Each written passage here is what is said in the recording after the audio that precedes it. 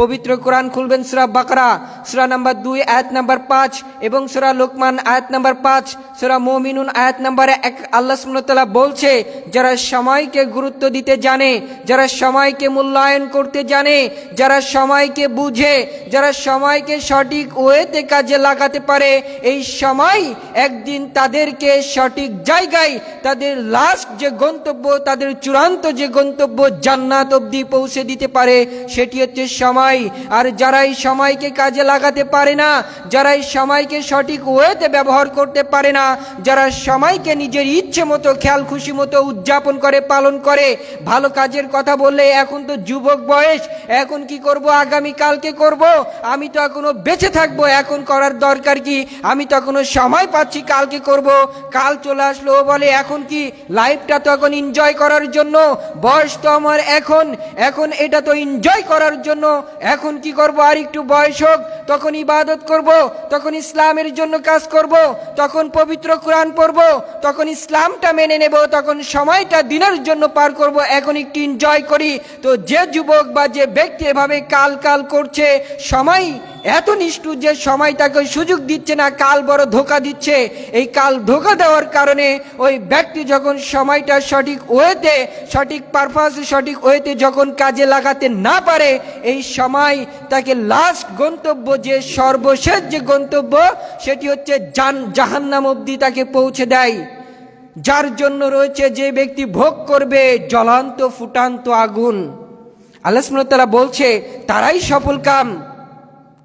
সফল কাম যারা সময় মতো আল্লাহ সুবহানাহু ওয়া তাআলার সন্তুষ্টি অর্জন করতে পেরেছে, দিন ইসলামের জন্য কাজ করেছে।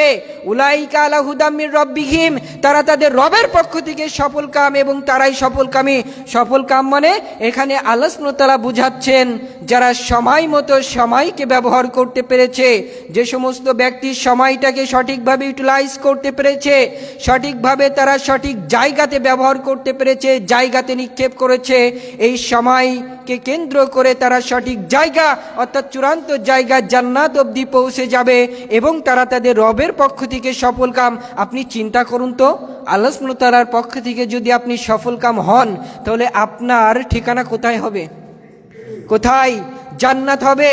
আর যদি আপনি আপনার রবের পক্ষ থেকে সফল কাম না হন, আপনার রবের পক্ষ থেকে যদি আপনি রহমত প্রাপ্ত না হন, সময়কে রহমত প্রাপ্ত এজন্য হবেন না যে সময়কে আপনি কাজে লাগাননি বিধায়।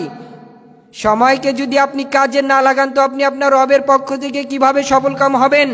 সময় আপনাকে, এই যে সময়টা, এই যে এখন আয়োজন করেছে মারকাজুদ দাওয়া সাতক্ষীরা বাদ এশা, যে আলোচনা প্রোগ্রামটি আয়োজন করেছে, এটি একটি জান্নাতের বাগান পরিবেশ। যে ব্যক্তি এই সময় এখানে উপস্থিত হবে, এই ব্যক্তি তার রবের পক্ষ থেকে সফল কাম, এই ব্যক্তি নৈকাট্যর দিকে চলে যাবে। এই ব্যক্তি হয়তো আল্লাহ সুবহানাহু ওয়া তাআলা তাকে এটার মাধ্যমে নাজাত দিয়ে সর্বশেষ গন্তব্য জান্নাত অবধি পৌঁছে দিবে। কিন্তু এই সময় আপনারা কয়জন উপস্থিত হয়েছেন, আর কয়জন ব্যক্তি দেখেন চায়ের স্টলে, ক্রাম বোর্ডের স্টলে ক্রাম পিটাচ্ছে? এটা কি সময় নষ্ট নয়? এটা কি সময় অপচয় নয়? তারা বলছে, আমরা তো এখন যুবক রয়েছি, আমরা এখন কেন যাব? আরো কিছুদিন অতিবাহিত হয়ে যাক, তারপরে আমরা ওয়াজ নসিহত শুনবো, তারপরে আমরা ইসলামটাকে মানবো।